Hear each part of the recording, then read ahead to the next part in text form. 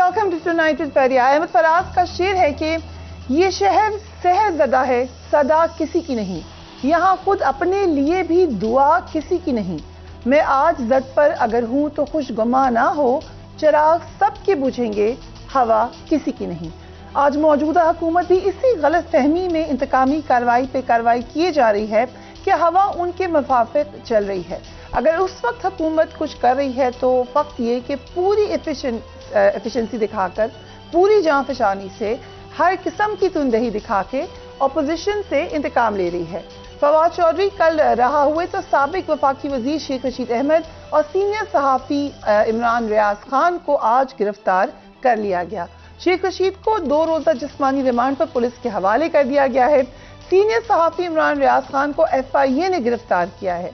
आज मरीम नवाज शरीफ से जब ये सवाल हुआ तो उन्होंने इंतकामी कार्रवाइयों के इल्जामात की तरदीद करते हुए ये कहा कि हमारी हुकूमत तो 28 नवंबर के बाद आई है, इससे कबल तो इक़्तिदार में इमरान खान के सहूलतकार मौजूद थे। हालात की इसी तरह ज़रीफ़ी ये है कि शहबाज शरीफ जब अपोजिशन लीडर थे तो उन्होंने इमरान खान के सामने पार्लियामेंट में खड़े होकर उनसे शिकवा किया था कि आप अपोजिशन को दीवार में चढ़वा रहे हैं। देखिए जरा। हम चाहते हैं कि ये हुकूमत अपनी नाकामियों से सबक सीखे और जनाब स्पीकर अपनी गलतियों से सबक सीखे। और खुद वजीर आज़म फरमा रहे थे कि जनाब हिंदुस्तान में उन्होंने ऑपोजिशन को दीवार से लगा दिया है। उन्होंने ऑपोजिशन से दीवार से लगा दिया तो आपने तो दीवार में चुन दिया है। आप तो करते ये काम आपने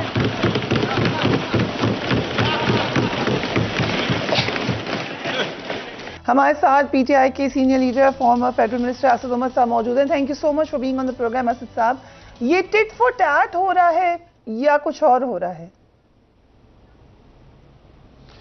देखें, तहरीक इंसाफ की हुकूमत के 3 साल 8 महीने के अंदर अगर आप देखेंगे कि अपोजिशन के जो केसेस जो चले तो उसमें सिवाय एक राना सनाउल्लाह का केस मुझे याद पड़ता है, और वो केस भी जो है वो राना सनाउल्लाह के ऊपर एक इदारे ने बनवाया था वो वफाकी हुकूमत की तरफ से कोई बना हुआ केस नहीं था। बाकी तो सारे नैब के केसेस थे और उनमें से भी तकरीबन तमाम केसेस वो थे जो रजिस्टर हुए हुए थे तहरीक इंसाफ की हुकूमत आने से पहले।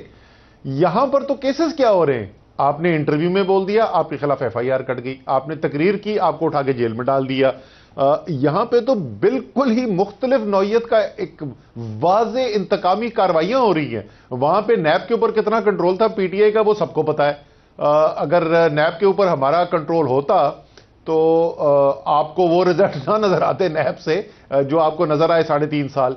सो टिट फॉर टैट तो जब आप कहें कि जब तहरीक इंसाफ की हुकूमत में भी यही होता रहा हो कि वहां से किसी ने तकरीर की, किसी ने लॉन्ग मार्च करने की बात की तो उठा के हजारों लोगों के खिलाफ पर्चे काट दीजिए। कल मैं इस्लामाबाद में बैठा बात कर रहा था, इस वक्त इस्लामाबाद में हमारे वर्कर्स के खिलाफ पर्चे कटे हुए, बड़ी तादाद के अंदर वर्कर्स के खिलाफ पर्चे कटे हुए। मेरे ऊपर कोई 17 FIR कटी हुई है, दोनों MNAs जो हैं उनके ऊपर पर्चे कटे हुए, लोगों को अंदर जेल में डाला जा चुका है, फिर वो बेलें करा के बाहर निकले। और मैं उनसे पूछ रहा था, यार तुम्हें कोई याद पड़ता है 3.5 साल के अंदर किसी मुस्लिम लीग नून के एक वर्कर को, पीपल्स पार्टी के एक वर्कर के खिलाफ, कोई JUI के किसी एक वर्कर के खिलाफ हमने कोई पर्चा कटवाया हो? 2 लॉन्ग मार्चें हुई, धरना हुआ इस्लामाबाद में, एक पर्चा नहीं कटवाया गया किसी के खिलाफ। और यहां पर एक, जैसे मैंने कहा कि टेलीविजन के इंटरव्यू के ऊपर अब तो औरतों को भी नहीं छोड़ते, शंदना गुलजार के टीवी इंटरव्यू के ऊपर पर्चा FIR कट गई है उसके खिलाफ, जिसकी यकीनन मुज़म्मत होनी चाहिए। लेकिन आपकी स्ट्रैटेजी क्या है असद उमर साहब? लोग गिरफ्तार हो जा रहे हैं, पहले वार्निंग दी थी, खान साहब ने भी कहा, आपने भी इंटरव्यू में कहा कि ये एक पैटर्न से गिरफ्तारियां होंगी, मगर रोकने के लिए क्या किया है? वो आप बता देते हैं कि ये होगा और फिर वो होना शुरू हो जाता है, लेकिन उसमें आपके पास कोई डेटरेंस के लिए स्ट्रैटेजी है? देखिए, इस वक्त तो जाहिर है यही है कि कानूनी जंग फिर हम लड़ते हैं। हम कोई टेररिस्ट ऑर्गेनाइजेशन तो है नहीं, दहशतगर्द तो इनसे कंट्रोल होते ही नहीं। पाकिस्तान की तारीख की बदतरीन दहशतगर्दी की वारदातें हो रही हैं। वहां पर तो पुलिस लाइंस के अंदर मस्जिद में घुस गया, इतना बड़ा बारूद लेकर एक बंदा घुस गया और वो तो इनसे कंट्रोल नहीं किया गया ना। उसके बाद मुझे कोई पर्चे कटने की आवाज आई है। लेकिन यहाँ पर टेलीविजन इंटरव्यू के स्क्रिप्टें बैठ के देखते रहते हैं कि किसके ऊपर कब पर्चा काटना है। हम तो उसके बाद कानूनी जंगी लड़ते हैं ना, तो उसके बाद बेल्स कराते हैं, प्री अरेस्ट बेल हुई हुई है लोगों की, कचहरी के चक्कर लगाते रहते हैं। मेरे ख्याल में मेरा इस्लामाबाद में सबसे ज्यादा चक्कर जो लगता है वो लगता ही कचहरी का है।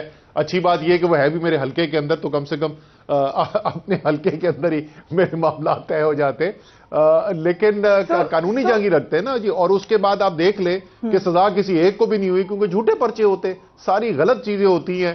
اسد عمر صاحب، آج سوال ہوا تھا مریم نواز سے بھی کہ کیا یہ انتقام لیا جا رہا ہے، سو انہوں نے بھی یہی کہا، جیسے ابھی آپ یہ کہہ رہے ہیں کہ ایک رانا ثناء اللہ والا آپ نے ڈسکس کیا، وہ بھی آپ نے کہا کہ ادارے نے کیا ہے، اگرچہ اب یہ بیڈ لک کہہ لیں کہ رانا ثناء اللہ انٹیریئر منسٹر بن گئے تھے جن کے خلاف ہوا تھا، سو وہیں سے ظاہر ہے ہر چیز اوریجنیٹ ہوتی ہے. لیکن ابھی جو آج مریم نواز کہہ رہی ہیں، وہ کہہ رہی ہیں ہماری تو حکومت ہی اب آئی ہے، اس سے پہلے تو آپ کے ساتھ جو لوگ ہیلپ کر رہے تھے، آپ کو مددگار تھے، وہ لوگ تھے یہاں پر نومبر سے پہلے تک. اچھا، میں تو یہ بھی پوچھنا چاہوں گا، اپنے اداروں سے یہ بھی سوال کرنا چاہوں گا کہ مجھے یہ بتائیں کہ جو دھڑ دھڑ پرچے کٹتے ہیں کہ انہوں نے کوئی فوج کے خلاف کوئی بات کی تو فوری طور پر پرچے بھی کٹ جاتے ہیں، لوگوں کو اٹھا بھی لیا جاتا ہے، یہ مریم نواز کس کی بات کر رہی تھی؟ وہ کوئی چاٹ بیچنے والے، انارکلی کے کسی امرود بیچنے والے کی بات کر رہی تھی؟ ان کا واضح اشارہ چیف آف آرمی سٹاف کے بارے میں تھا، پاکستان آرمی کے سربراہ کے بارے میں تھا. پرچہ کیوں نہیں کٹا ابھی تک؟ کیوں نہیں ان کے خلاف ایف آئی آر کاٹی جا رہی؟ وہ تو براہ راست الزام لگا رہی ہیں چیف آف آرمی سٹاف کو کہ انہوں نے یہ کام کیا. سو ان کے لیے ایک الگ اصول ہیں، پہلے بھی تھے. اس گجرانوالہ کی تقریر میں کیا ابھی نواز شریف نے کہا تھا کہ وہ میری پالیسی سٹیٹمنٹ تھی گجرانوالہ کی جو تقریر تھی، اور ابھی انہوں نے اس بات کو دہرایا تھا. یہ بھی کیا پہلے بھی بول چکی ہیں، لیکن چلے پہلے کا چھوڑ دیں.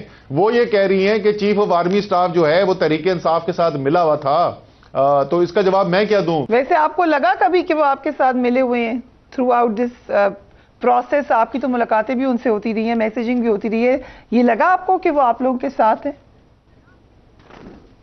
ان کے چیف آف آرمی سٹاف ہوتے ہوئے عمران خان کی تقریروں کے اوپر جو ہے وہ پیمرا نے پابندی لگائی، ان کے ہوتے ہوئے ہمارے خلاف پرچے کٹے، ان کے ہوتے ہوئے ہمارے لوگ جیل میں گئے، ان کے ہوتے ہوئے عمران خان کے اوپر قاتلانہ حملہ ہوا.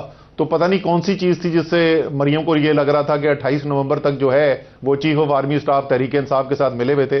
ہمیں تو ایسی کوئی چیز نظر نہیں آ رہی تھی.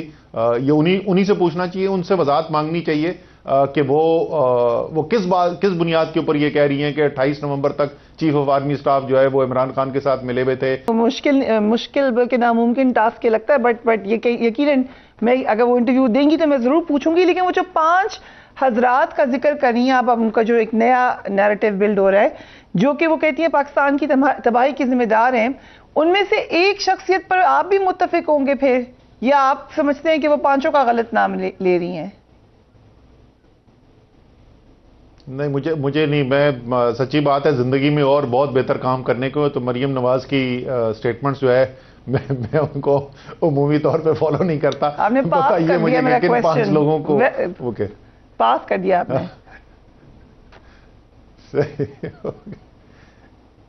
چلیے سوچ لیں، میرا خیال سے آپ کہیں نہ کہیں ضرور متفق ہیں مریم نواز سے اس معاملے میں. لیکن آگے چلتے ہیں. نہیں، مجھے پتا نہیں ہے، سیریسلی مجھے نہیں پتا کہ کون 5 نام ہے. مجھے بتا دینا 5 نام، میں آپ کو جواب بتا دوں گا کہ میں اتفاق کرتا ہوں یا نہیں کرتا. چلیں ٹھیک ہے، until my next interview with you. کیا کوئی ایسی اطلاعات ہیں، کیونکہ یہ تو خیر خان صاحب خود ہی کہہ رہے ہیں کہ گرفتار ان کو کر لیا جائے گا، زمان پارک پہ لوگ بھی موجود ہیں، ابھی تک مطلب اسی آپ کو یقین ہے کہ گرفتاری ہونے جا رہی ہے یا نہیں ہو سکے گی؟ دیکھیں، ان کی شدید خواہش ہے، وہ تو بول چکے ہیں، ایک دفعہ نہیں بار بار بول چکے ہیں، شدید خواہش تو ان کی پائی جاتی ہے. قانون تھوڑا سا ان کے آڑے آیا ہے، ابھی تک وہ چیز ڈھونڈ نہیں سکے جس کی بنیاد کے اوپر عمران خان کو گرفتار کیا جائے، لیکن شدید خواہش ان کی موجود ہے. اور یہی وجہ ہے کہ ملک اپنے، میں بار بار یہ بات بولتا ہوں فریہ، اس وقت جو ہے جو تمام پاکستان میں اثر و رسوخ رکھنے والے لوگ ہیں، فیصلہ سازی کا اختیار رکھنے والے لوگ ہیں، وہ شاید سمجھ نہیں رہے کہ پاکستان کہاں پر آ کے کھڑا ہو گیا ہے. 1971 کے بعد سے پاکستان کو اتنا خطرناک وقت نہیں دیکھنا پڑا جتنا آج دیکھنا پڑ رہا ہے. ایک طرف آپ کی عوام جو ہے وہ پاکستان کی تاریخ کی بدترین مہنگائی سے گزر رہی ہے. یہ میرے الفاظ نہیں ہے، یہ اسی حکومت کے اعداد و شمار جو ہر ہفتے شائع ہوتے ہیں، یہ ان کے مطابق بات ہے. پاکستان کی تاریخ کی بدترین مہنگائی، تیزی سے بڑھتی ہوئی بے روزگاری ہے، ہزاروں کاروبار بند ہو گئے ہیں، لاکھوں لوگ بے روزگار ہو چکے ہیں. اور آج جو ابھی شام کو اس وقت اعداد و شمار آئے ہیں پاکستان کے زر مبادلہ کے ذخائر کے، تو جتنے عرصے کی ہم نے جو درآمدات کرنی ہوتی ہیں اس کے لیے جتنے ذخائر جو ہے وہ موجود ہوتے ہیں، وہ پاکستان کی تاریخ کی کم ترین سطح پہ ہے۔ آج تک پاکستان کی تاریخ میں اتنا خطرناک کم لیول نہیں گزرا۔ جب پاکستان نے نیوکلیئر ٹیسٹ کیا اور اس کے بعد عالمی سینکشنز لگ گئے پاکستان کے اوپر اور بڑی سخت اکنامک ہماری معاشی مشکلات پیدا ہوئی، ریزروز ہمارے گرے، اس کے باوجود بھی اتنے کم ریزرو نہیں ہوئے تھے امپورٹس کے کور کے لیے جتنے آج کے دن موجود ہے۔ اس ساری صورتحال کے اندر ان کی تمام توجہ کس کے اوپر ہے؟ شیخ رشید کے لال حویلی کے اوپر۔ ان کی نظر کس چیز کے اوپر ہے؟ ان کی نظر اس بات کے اوپر ہے کہ عمران ریاض خان جو ہیں وہ اپنے ویلاگ کے اندر کیا کہہ رہے ہیں اور کسی تقریب کے اندر تقریر میں کیا کہہ رہے ہیں۔ ان کی نظر اس بات کے اوپر ہے کہ فواد چودھری الیکشن کمیشن کے بارے میں کیا الفاظ استعمال کر رہے ہیں۔ ان کی نظر اس بات کے اوپر ہے کہ شندانہ گلزار جو ہے کس ٹیلی ویژن پروگرام میں کیا کہہ رہی ہیں۔ ملک تباہ ہوتا چلا جا رہا ہے، دہشت گردی پاکستان میں خطرناک طریقے سے واپس آتی جا رہی ہے۔ ذرا آپ خیبر پختونخوا کے لوگوں سے ذرا بات تو کر کے دیکھیں اس وقت وہاں پہ جذبات کیا ہے۔ اس صوبے کے اندر اس وقت میں آپ کو بتا رہا ہوں، اگر آپ نے نہیں خیال کیا آگ لگنے والی ہے اس صوبے کے اندر، اتنے زیادہ اس وقت جذبات بڑھکے ہوئے ہیں۔ اس وقت ان کی جو شکایات ہیں ایک عام آدمی سے جا کے پوچھیں تو وہ اس وقت ریاست پاکستان کے بارے میں کیا جذبات رکھتا ہے، جس طریقے سے وہ دیکھ رہا ہے کہ واپس دہشت گردی کو پھیلتے ہوئے، اور یاد رکھیں اوریجنیٹ ہو رہی ہے دوبارہ دہشت گردی، اور یہ پورے پاکستان کا نقصان ہے، مگر کہیں نہ کہیں تو وہاں کی صوبائی حکومت بھی ذمہ دار ہے۔ 10 سال سے تو آپ لوگوں کی حکومت رہی ہے وہاں پر۔ اچھا مجھے یہ بتا دیجئے کہ 3 سال 8 مہینے جب عمران خان وزیر اعظم تھے تو اس وقت یہ صورتحال کیوں نہیں نظر آتی تھی؟ صوبائی حکومت تو وہی تھی نا ہماری، یہی صوبائی حکومت ہماری تھی۔ خیر اب تو وہ صوبائی حکومت بھی نہیں ہے، جو بدترین دہشت گردی کا واقعہ ہوا ہے اس وقت تو صوبائی حکومت بھی ہماری نہیں ہے، لیکن اس سے پہلے جب عمران خان کی حکومت تھی صوبائی حکومت تو یہی تھی جو محمود خان وزیر اعلیٰ تھے۔ سنا ہوگا کہ انٹیریئر منسٹر یہ کہہ رہے ہیں کہ آپ لوگوں نے بات چیت شروع کی ٹی ٹی پی سے، جس کا یہ نتیجہ نکلا ہے۔ دیکھیں پہلی بات تو میں ذرا سا مکمل کر لوں، میں پاکستان کو آپ کے ذریعے پاکستان کو بتانا چاہتا ہوں کہ اس وقت خیبر پختونخوا کا رہنے والا انسان اس وقت شدید غم اور غصے میں ہے۔ وہ بری طریقے سے اس آگ سے جھلسا گیا ہے۔ پہلے پاکستان گھس گیا ایک بینونی جنگ کے اندر، اور اس سے جو تباہی پاکستان کے اندر آئی اس کا سب سے زیادہ ملبہ جو ہے سارے پاکستان کے اندر ہوا، لیکن اس کا جو زیادہ تر ملبہ ہے، اس کی جو زیادہ تر نقصان ہے وہ پختونوں نے برداشت کیا، وہ خیبر پختونخوا کے اندر ہوا، اور ان کو وہی دوبارہ ریل چلتی ہوئی نظر آ رہی ہے۔ اس صورتحال کے اندر جس وقت پاکستان کی تاریخ کے بدترین واقعات دہشت گردی کے واقعات میں سے ایک ہوں، اس کے اگلے دن حکومت پاکستان کیا کر رہی ہو؟ ایک صحافی کو پکڑ کے جیل میں ڈال رہی ہو، ایک سیاستدان کو پکڑ کے جیل میں ڈال رہی ہو۔ یہ کدھر لے کے جا رہے ہیں ہم اس ملک کو؟ کس تباہی سے دوچار کرنے کی کوشش کر رہے ہیں ہم اس ملک کو؟ آپ نے اس پہ ٹویٹ بھی کی ہے جس میں آپ نے اس بات کا شکوہ کیا ہے کہ شیخ رشید صاحب کو اور عمران ریاض کو گرفتار کیا گیا، سیاستدان قید، صحافی قید، دہشت گرد آزاد پھر رہے ہیں، یہ آپ کی ٹویٹ ہے۔ لیکن خان صاحب نے کہا ہے کہ جو دہشت گردی ہو رہی ہے اس کو بنیاد بنا کر الیکشن ملتوی کیے جائیں گے۔ آپ کو لگتا ہے کہ یہ ایک جواز کے طور پہ استعمال ہوگا؟ آپ خود کہہ رہے ہیں کہ ایک سیریس مسئلہ ہے۔ اس کی بنیاد کیا ہے جی؟ اس کی بنیاد یہ ہے، آپ ذرا خط دیکھیں، پہلے انہوں نے بیان دیا اور اس کے بعد خط لکھا ہے خیبر پختونخوا کے گورنر نے، جنہوں نے براہ راست اس بات کو منسلک کر دیا ہے۔ 2008 میں الیکشن ہوئے تھے۔ آپ پاکستان کی تاریخ کی دہشت گردی کی واردات کا واقعات کا گراف اٹھا کے دیکھیں فریہ، پاکستان کی تاریخ کی سب سے زیادہ دہشت گردی ہوئی ہے 2007 اور 2008 کا جو مالی سال ہے، یعنی جولائی 2007 سے جون 2008 کا جو عرصہ تھا، اسی پیریڈ کے اندر بے نظیر بھٹو کو 2 دفعہ پاکستان کی الیکٹڈ وزیر اعظم کو قتل کیا گیا، اس کے باوجود الیکشن کرائے گئے تھے۔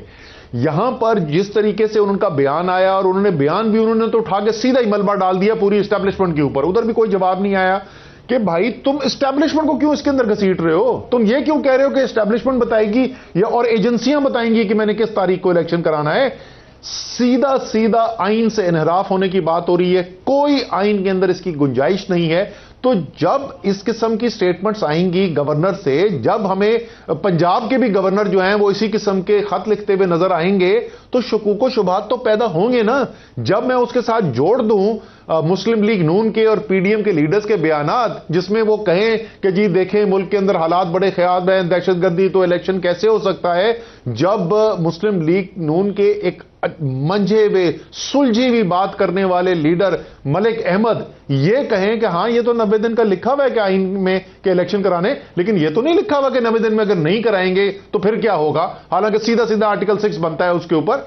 लेकिन जब ऐसी सब बातें होंगी तो क्या पाकिस्तान, ये सिर्फ इमरान खान कह रहे हैं, क्या पाकिस्तान के ज्यादातर सहाफती हल्के नहीं कह रहे, क्या हमें आके लोग ये नहीं करें तुम पागल हो गए, तुमने असेंबलियां तहलील कर दी है, तुम्हें इलेक्शन नहीं मिलेगा, नहीं होने देंगे इलेक्शन। आप अवाम की जाके सोशल मीडिया उठा के देखें, सारा पाकिस्तान ये बात कर रहा है। इमरान खान तो वो अकेला, तो इमरान खान ने तो बाद में बात की है, पूरा पाकिस्तान तो पहले से ये बात कर रहा था। आज इमरान खान ने 26 फरवरी को होने वाले NA 193 राजनपुर से ज़िमनी इलेक्शन ना लड़ने का फैसला किया है। जो 33 नशिस्तों पर 16 मार्च को ज़िमनी इलेक्शन होने हैं, उसमें खान साहब हिस्सा लेंगे? नहीं, वो फिर फैसला ये हुआ है कि ये जो है अपने कैंडिडेट जो हैं वो खुद इलेक्शन लड़ेंगे, क्योंकि एक पहले फैसला हो गया था कि हमने वापस लीडर ऑफ अपोजिशन की पोजीशन भी लेनी है, तो इसलिए असेंबली के लिए इलेक्शन जो है वो सब बशमूल मेरा अपना भी इलेक्शन भी है।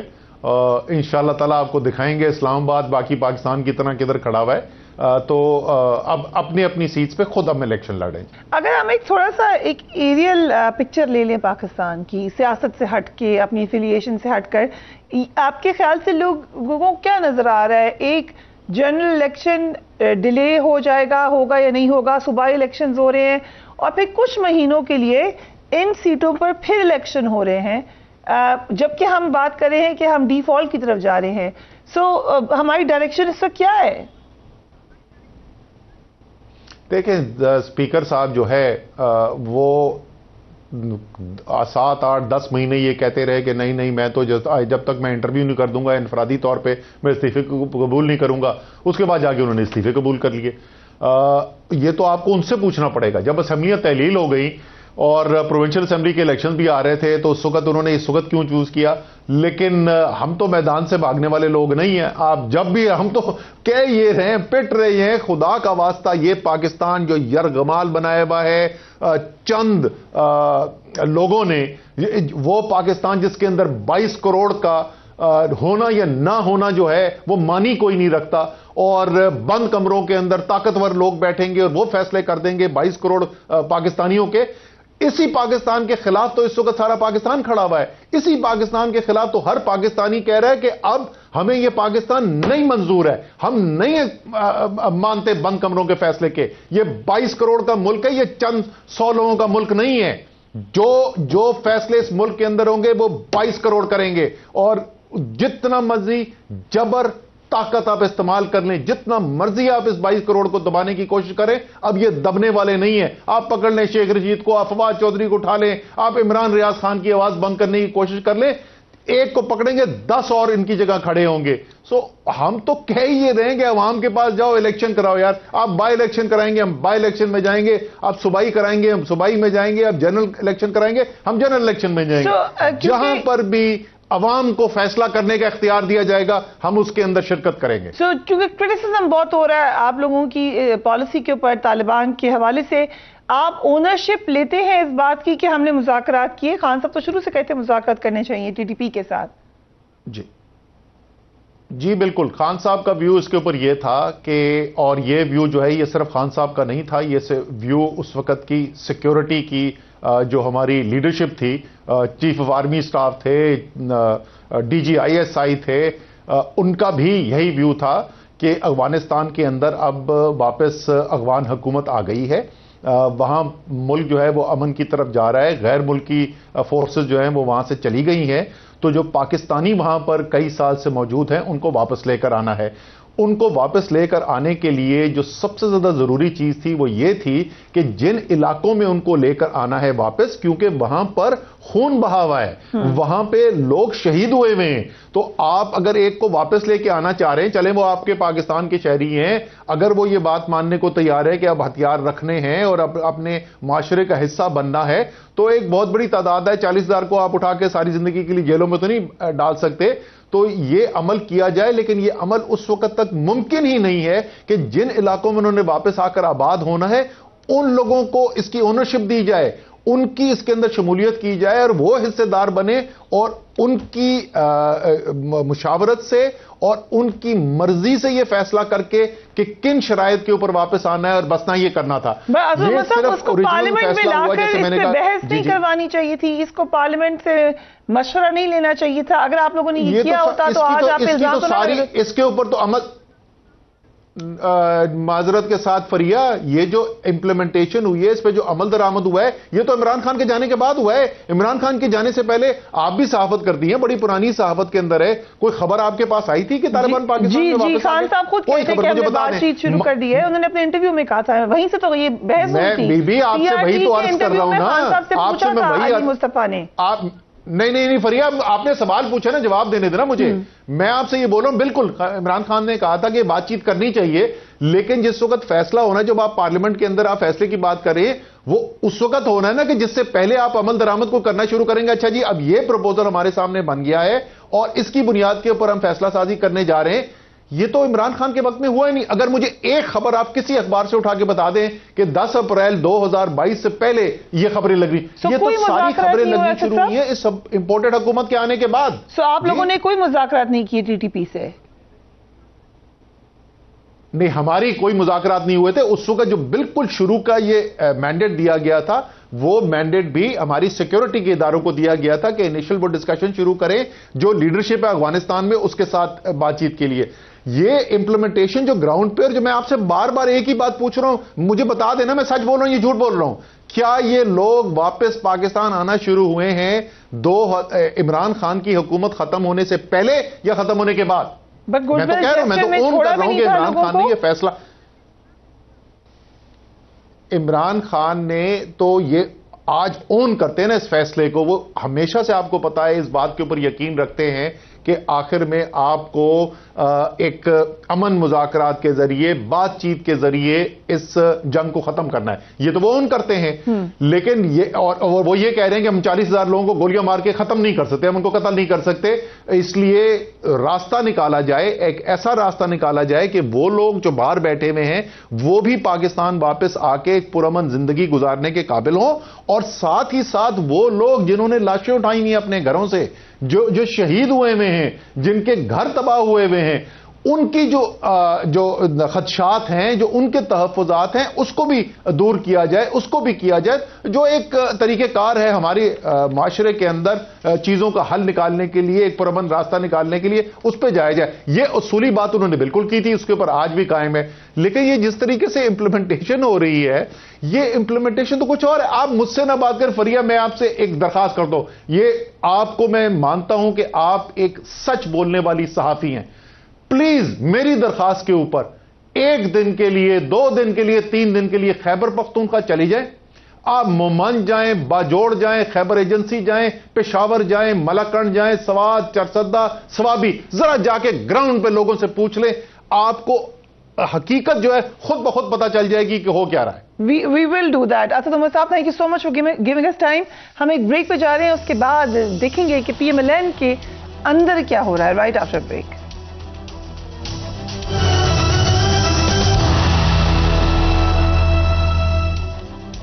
And welcome back. ملک میں کہنے کو تو جمہوریت ہے، لیکن لولی لنگڑی ہے۔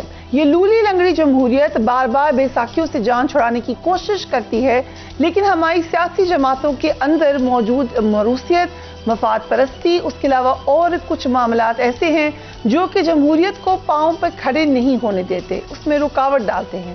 اس لولی لنگڑی جمہوریت کے سب سے بڑی خابی ہمیں یہ بھی نظر آتا ہے کہ سیاسی انتقام ہے۔ کئی دہائیوں سے ہم یہ دیکھتے آئے ہیں کہ جو بھی برسر اقتدار آیا، اس نے اپوزیشن کو سیاسی انتقام کا ہی نشانہ بنایا ہے۔ گزشتہ کئی ماہ سے تحریک انصاف مسلسل سیاسی انتقام کے نشانے پر ہے۔ موجودہ حکومت سیاسی انتقام میں اس قدر مصروف ہے کہ اس کو یہ بھول گیا کہ اقتدار 4 دن کا ہوتا ہے. آج وہ حکومت میں ہیں تو کل اپوزیشن میں ہوں گے. چند ماہ قبل اسی حکومت میں شامل وزراء عدالتوں اور جیلوں کے چکر لگا رہے تھے اور سیاسی انتقام کا رونا رو رہے تھے. کل فواد چودھری کو ضمانت ملی تو حکومتی جبر کا نشانہ شیخ رشید اور سینئر صحافی عمران ریاض خان بن گئے. ہم نے جب سیاسی انتقام کا سوال وزیر اعظم کے مشیر قمر زمان کارا سے کیا تھا تو انہوں نے کیا کہا تھا یہ بھی دیکھیے. فواد چودھری کو کیا حکومت میں پکڑا؟ ہماری طرف سے کوئی ریفرنس ہوا؟ اچھا ہوا برا ہوا مجھے اس پہ کوئی غرض نہیں. ہمارے پاس یہ رستہ موجود نہیں تھا. عمران خان اور اس کے سارے بندوں کے اوپر جیلی کیسز جس طرح اس نے بنائے تھے ہم بھی بنا کے نیب کے کیسز بنا کے چھوڑ دیتے اور وہ 6 مہینے پڑے رہتے. نیب کا تو 90 دن کا تو ریمانڈ ہوتا ہے یا جتنا بھی. اس کے بعد اپنے جا کے بھگتتے رہتے اپنی وضاحتیں کرتے رہتے اور 6 مہینے سال بعد جا کے عدالتیں ان کی بیل لے لی. ایسے میں کچھ آوازیں خود حکومت کی صفوں کے اندر سے آ رہی ہیں. مشاہد حسین سید کسی تعارف کے محتاج نہیں ہیں. انہوں نے ایک statement the. Let's watch that.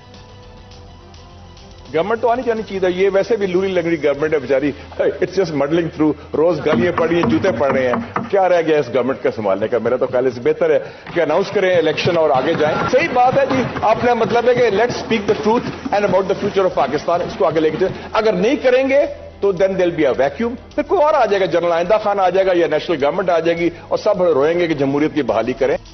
اس سے زیادہ ایپٹ اسٹریٹ فارورڈ اور حقیقت پہ مبنی سٹیٹمنٹ ہو نہیں سکتی. کل دوبارہ جب مشاہد حسین صاحب سے پوچھا گیا تو انہوں نے کیا کہا اس کو کیسے ایکسپلین کیا وہ بھی دیکھیے. سینیٹر مشاہد حسین سعید صاحب ہمیں جوائن کریں. Thank you so much for being on the programme. Mushahid صاحب آپ نے لولی لنگڑی جمہوریت کا بیان دیا حکومت کا تو ایک طرف خبریں ہر طرف آ گئیں کہ آپ تو نون لیگ چھوڑ رہے ہیں کیونکہ اور بھی لوگوں کے حوالے سے خبریں آئی تھیں. پہلے تو یہ بتا دیں کہ جب کوئی ایسی سٹیٹمنٹ آتی ہے تو یہ خبریں بھی ساتھ ہی ساتھ شروع ہو جاتی ہیں. السلام علیکم جی فریہ صاحبہ. It's a pleasure to be on your show اور آپ کے ویورز کو بڑا السلام علیکم. مجھے یہ سمجھ نہیں آتی کہ آپ ہی لوگ تنقید کرتے ہیں کہ پارلیمنٹ بالکل بے حس ہے, پارلیمنٹ میں لوگ بولتے نہیں, پارلیمنٹ میں ایشوز ڈسکس نہیں ہوتے. تو اگر پارلیمنٹ میں کوئی کلمہ حق کہے, پارلیمنٹ میں ایشوز ڈسکس کریں, عوام کی بات کریں تو پھر چہ گوئیاں ہو جاتی ہیں کہ یہ کنسپریسی تھیریز ہیں. بات یہ ہے کہ پاکستان اس وقت بڑے ایک جیسے کہہ سکتے ہیں ایک انفلیکشن پوائنٹ پہ ہے. میں کل پشاور سے آ رہا ہوں, اتنا بڑا سانحہ ہوا. ہم پہلے پارلیمنٹیرین سے لیڈی ریڈنگ ہاسپٹل بھی گئے, کور کمانڈر جنرل حسن سے بڑی زبردست اور جامع بریفنگ ملی 4 گھنٹے کی اور لوگوں کے ساتھ گھل مل گئے. تو مجھے ایک پشاور کے بندے نے بڑی اچھی بات کی اور مجھے دکھ بھی ہوا. اس نے کہا جی آپ اسلام آباد سے آئے ہیں, آپ تو اسلام آباد ہو یا لاہور ہو لڑ رہے ہیں اور ادھر ہم پشاور میں مر رہے ہیں, تو اب ہمارا کوئی پرسان حال نہیں, ہمارے جان و مال کا کون تحفظ کرے گا, ہمارا کون خیال رکھے گا. تو یہ بڑی بات ہے کہ لوگ کہہ رہے ہیں کہ اس وقت یہ جو سیاسی پولرائزیشن ہے, جیسے آپ نے کہا کہ اس کو پکڑو اس کو کرو یا اس کو روکو اس کو لاؤ, یہ ہم کر چکے ہیں. سارا 2022 پورا سال فریہ صاحبہ واز اے ویسٹڈ ایئر اس سیاسی چپکلش میں. یا پھر کون بنے گا چیف, اس میں پھنس گئے. اور اب ہم 2023 میں آ گئے ہیں, اتنے ایشوز ہیں, ٹیررزم, اکانومی, پولیٹیکل پولرائزیشن, آگے الیکشنز بھی آنا ہے, اس الیکشنز کا سال بھی ہے. تو کیا can't we sit together as civilised people? کیا بات ہے, مودی سے ہم بات کرنے کو تیار ہیں اور سب سے بات کرنے کو تیار ہیں, آپس میں ہمیں ایک سیولائز طریقے سے جمہوریت نہیں چلا سکتے. بٹ سینیٹر صاحب آپ تو بڑی لاجیکل بات کریں, لیکن ساتھ ہی ساتھ ہم نے دیکھا کہ وزیر قانون یہ کہہ رہے تھے کہ الیکشن آگے کرنے کا طریقہ کار کیا ہو سکتا ہے. ملک احمد خان صاحب کہے تھے کہ قانون میں تو کوئی سزائی اس پہ نہیں لکھی گئی, ہم الیکشن آگے کر دیں.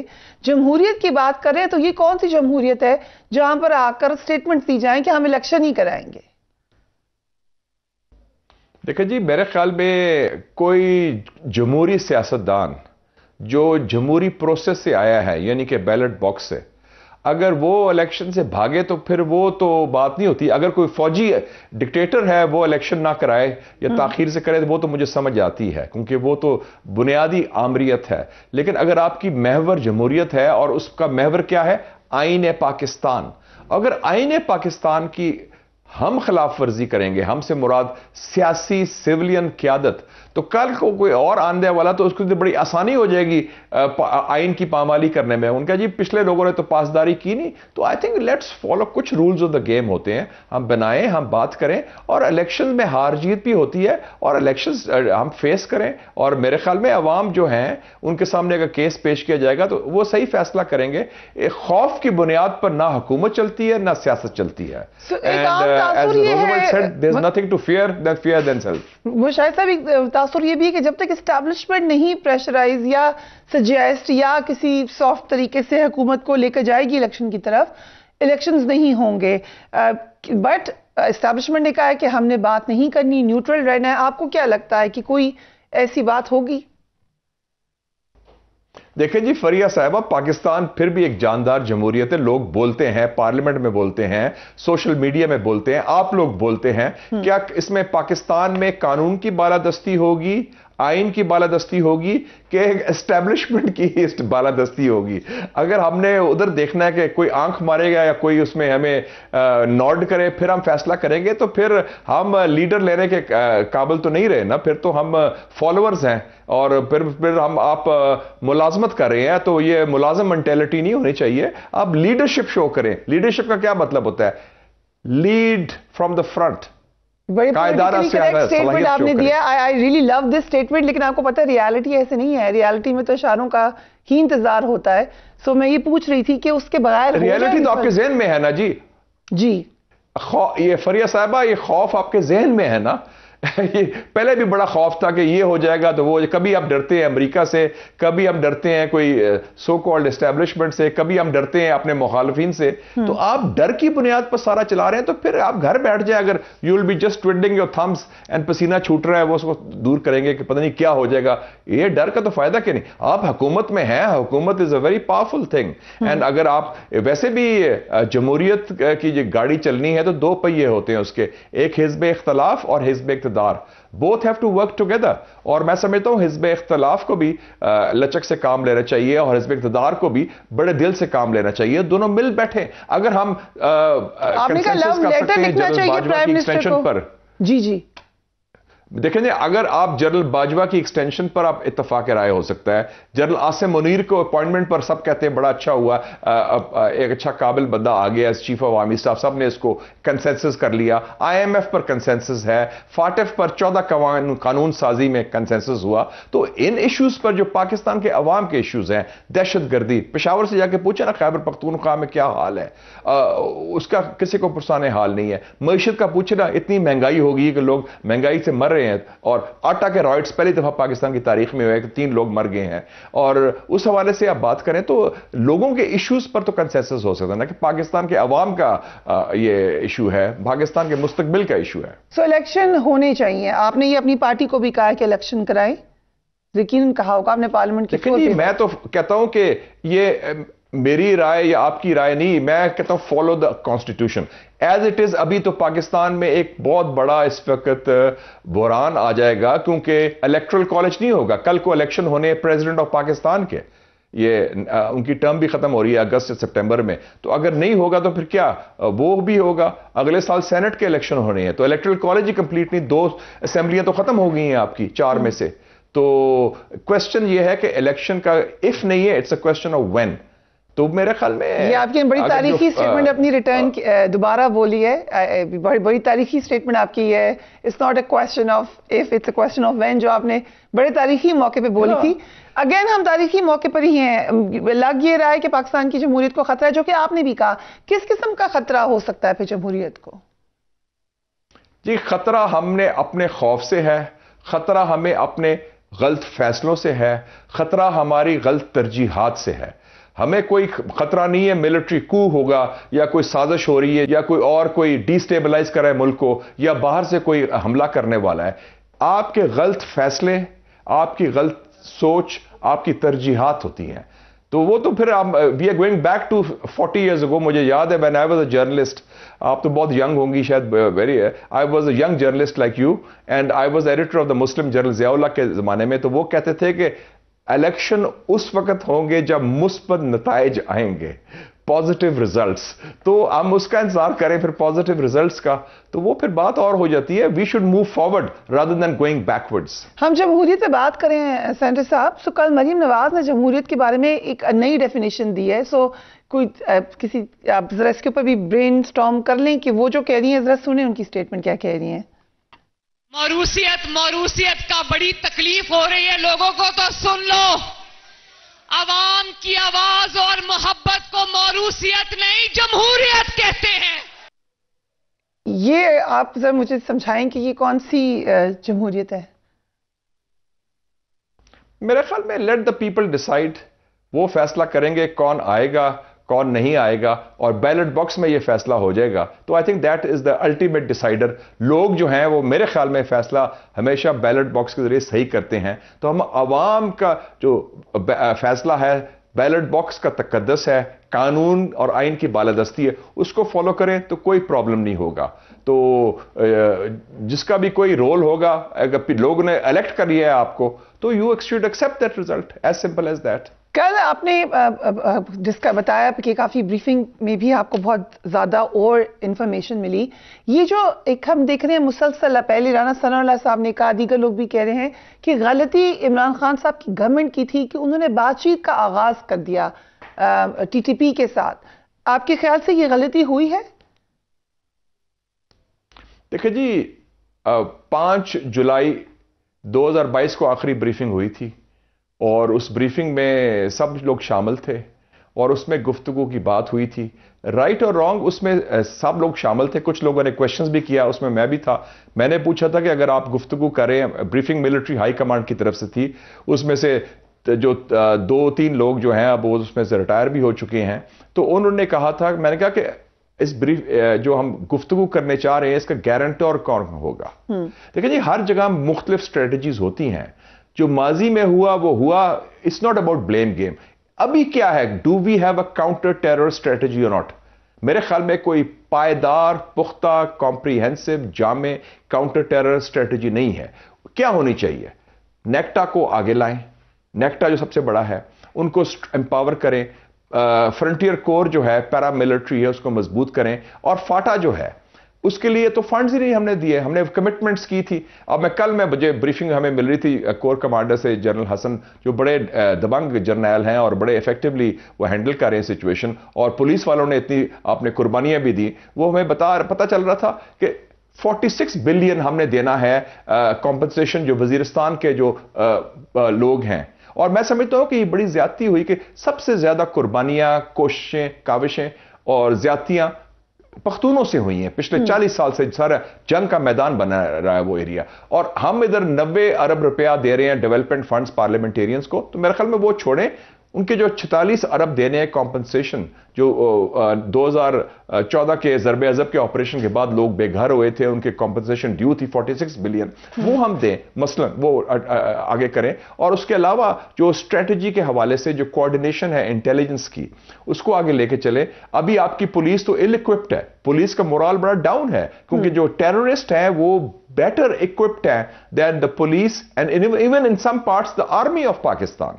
तो ये आप बड़ा सीरियस चैलेंज है, उसको फोकस किया जाए, उसके लिए फंड्स किए जाए. एक ऑल पार्टीज कॉन्फ्रेंस बुलाई जाए. मियां नवाज शरीफ साहब ने बुलाई थी कॉन्फ्रेंस 17 दिसंबर 2014 को एपीसी के वाकये के बाद, जिसमें इमरान खान साहब भी आए थे, सब ऑपोजिशन आई थी, वो धरना छोड़ के आए थे. तो मेरे ख्याल में सबको शामिल करें, उसमें करें, मईशत पर कराएं, और एक कम्युनिकेशन चैनल हो. और अगर अभी कोई इंटरलॉक्यूटर नहीं मिलता तो president of Pakistan doctor Alvi हैं, he is part of parliament, उनसे गवर्नमेंट भी मिलती है, दूसरे लोग मिलते हैं, सुप्रीम कमांडर है आर्म फोर्सेस, उनको उसमें डालें. Why can't we talk to each other? But कैसे, जब आपके लोगों की पकड़ धकड़ हो रही है, लोगों की फ्री स्पीच के ऊपर कदगन लगाई जा रही है, आपके सामने ही है जो तमाम मामला है. पिछली ये हुकूमत भी इन्हीं इल्जामात का शिकार रही, तब दूसरी तरफ के लोग शिकायत करते थे, आज इधर शिकायत हो रहे हैं. इस माहौल में कौन सी बातचीत होगी?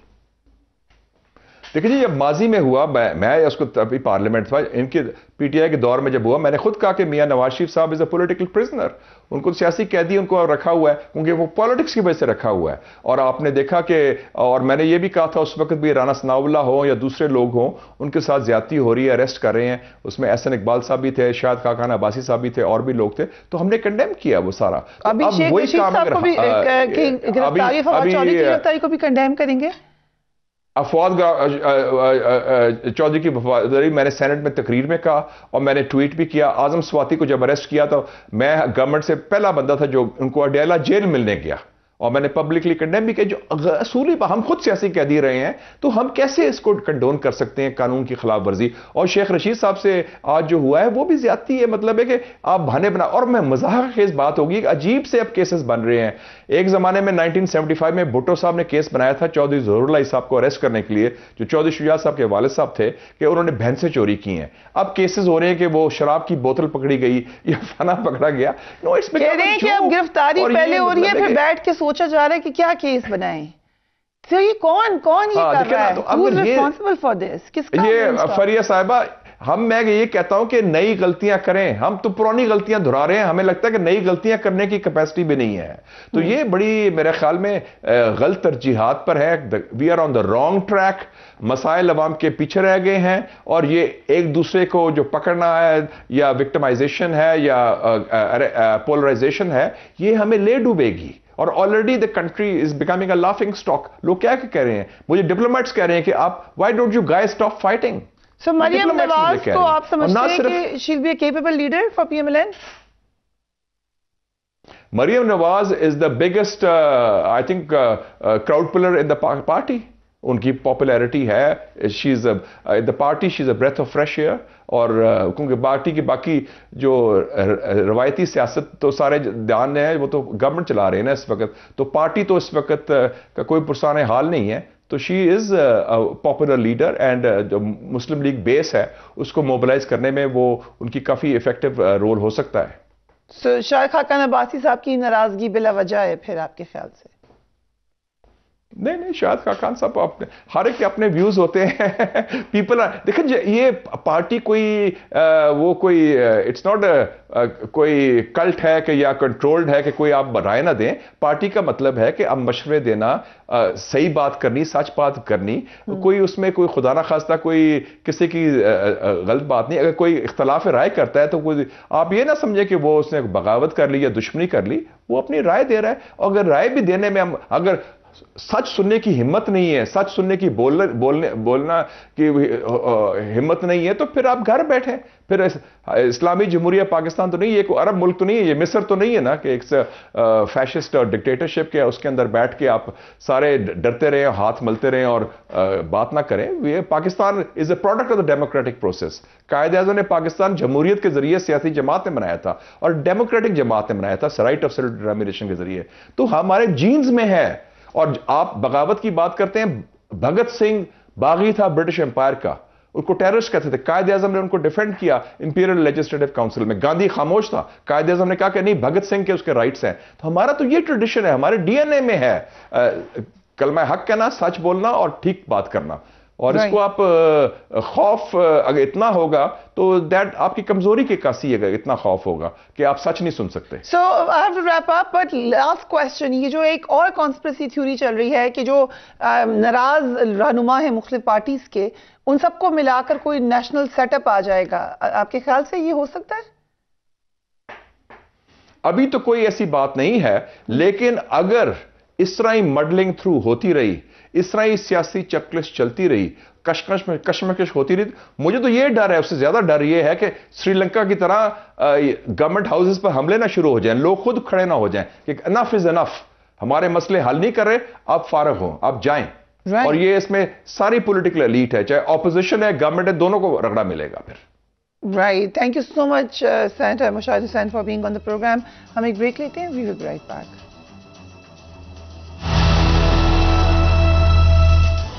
And welcome back. ایک طرف آپ کو انٹرنیشنل چیلنجز ہیں, دوسری طرف سے آپ کو شدید قسم کا سیکیورٹی کا بحران دوبارہ آتا ہوا نظر آ رہا ہے. کیا ہم تیار ہیں اس بحران سے نپٹنے کے لیے؟ مارشل ریٹائرڈ عاصم سلیمان ہمیں جوائن کریں. Thank you so much sir for being on the programme.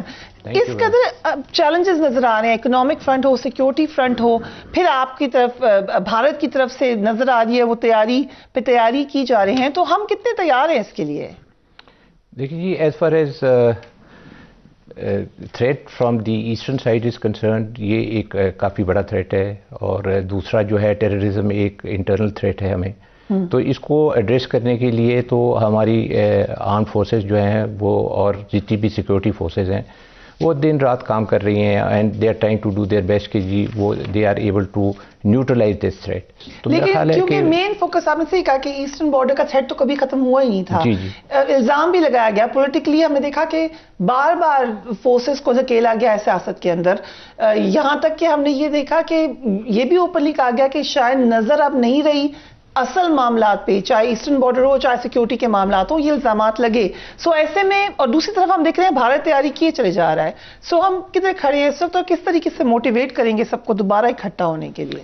دیکھیں جی, یہ تو جو ٹیررسٹ والا تھریٹ ہے یہ ایک آن گوئنگ تھریٹ ہے, اور اس کو ہمیں ایڈریس کرنا پڑے گا. لیکن اگر آپ دیکھیں تو ایسٹرن تھریٹ کو ہینڈل کرنے کے لیے, اور اسپیشلی میں ایئر فورس کے حوالے سے بتاؤں گا کہ ہم نے بہت زیادہ تیاری کی ہوئی ہے, اور اس کے اندر air force is very well prepared. اور جس وقت ہمارے یہ پریزنٹ چیف ہیں, جب انہوں نے ٹیک اوور کیا تو انہوں نے ایک اسٹریٹجک ریسیٹ کیا. اسٹریٹجک ریسیٹ میں یہ ہے کہ آپ اپنی پریزنٹ پالیسی اور جو ابھی امیجیٹ فیوچر کے لیے جو آپ کو کچھ اقدامات لینے ہیں, اور پھر آپ نے لانگ ٹرم میں کیا اقدامات کرنے ہیں, تو اس کے اندر جو ہے ہم نے وی ہیو ٹرائیڈ کہ جی پاکستان ایئر فورس نے ایسی اپنی اسٹریٹجی بنائی ہے کہ وہ ہر چیز کو ایسے ایڈریس کریں, اور جو انڈیا کا جو ہمارے پہ نومیریکل اور ایک بجٹری جو اسینڈنسی ہے اس کو ہم کم کر سکیں. اگر آپ صرف ایک ایگزامپل لیں کہ آج آپ مقابلہ جو ہے وہ اونلی صرف فورسز کا نہیں ہے, look at the money that the Indian air force is spending. جی بالکل, ہم نے دیکھا کہ جو خاص طور پہ انہوں نے گزشتہ برس لیے, جب رفائل لیے, اس کے اوپر بہت زیادہ شور شرابہ بھی کیا, مگر انہوں نے توجہ یہ دی کہ پاکستان بڑا ویل پریپیئرڈ ہے. آپ کو یاد ہوگا اس وقت بھی یہ دی, ابھی ریسنٹلی بھی بھارتی چیف نے یہ بات کی ایئر فورس کی ذرا سننے کیا کیا. جی کریڈٹ جاتا ہے ہمارے ایئر چیف کو, انہوں نے جو 2-3 چیزیں اسٹیپ اٹھائے جو ریسنٹ کے لیے اور انہوں نے فیوچر کے لیے.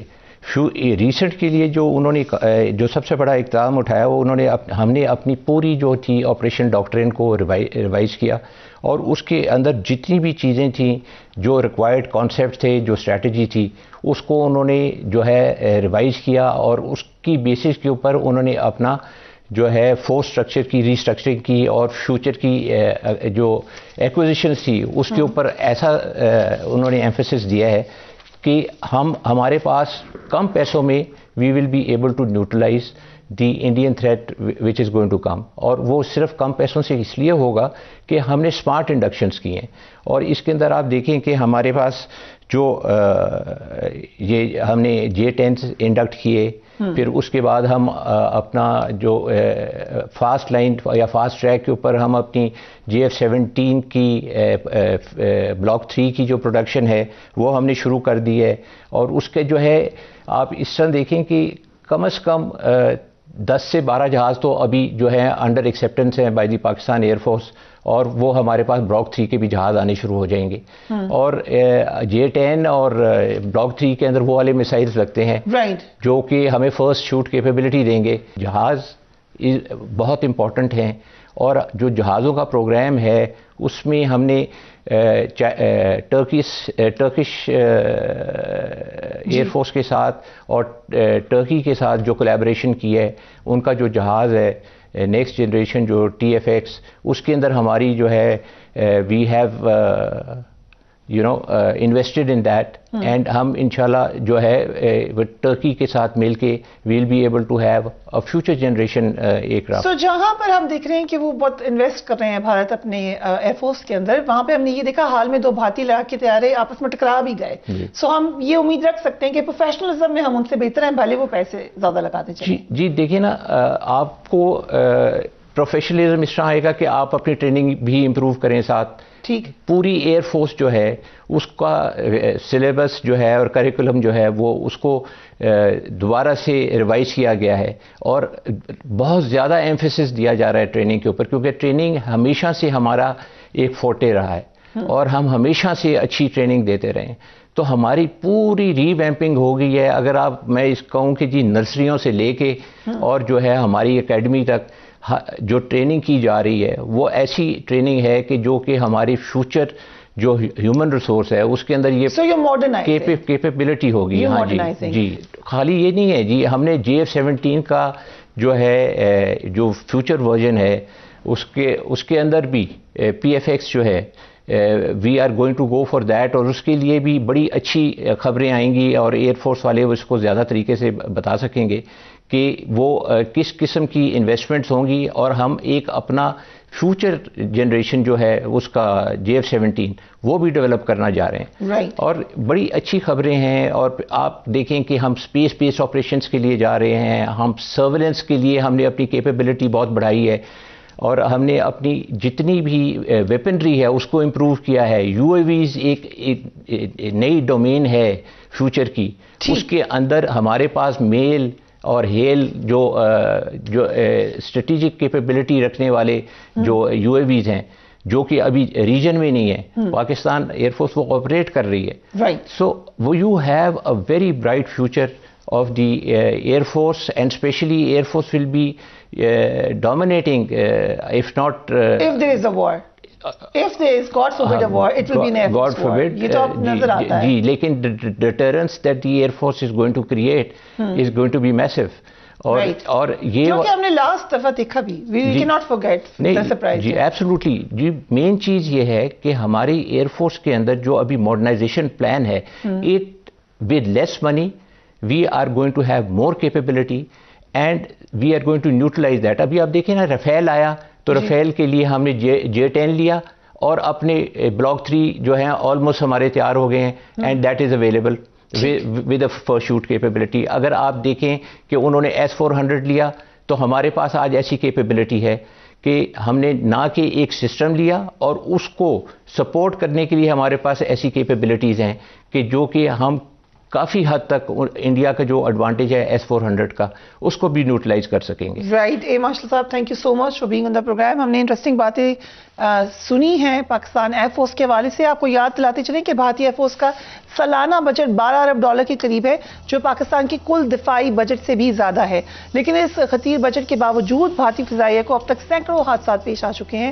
Let's not forget in comparison ہماری ایئر فورس بڑا زبردست کام کر رہی ہے. Wishing them all the best. آج کے لیے اتنا ہی. Do take care of yourself. اللہ حافظ.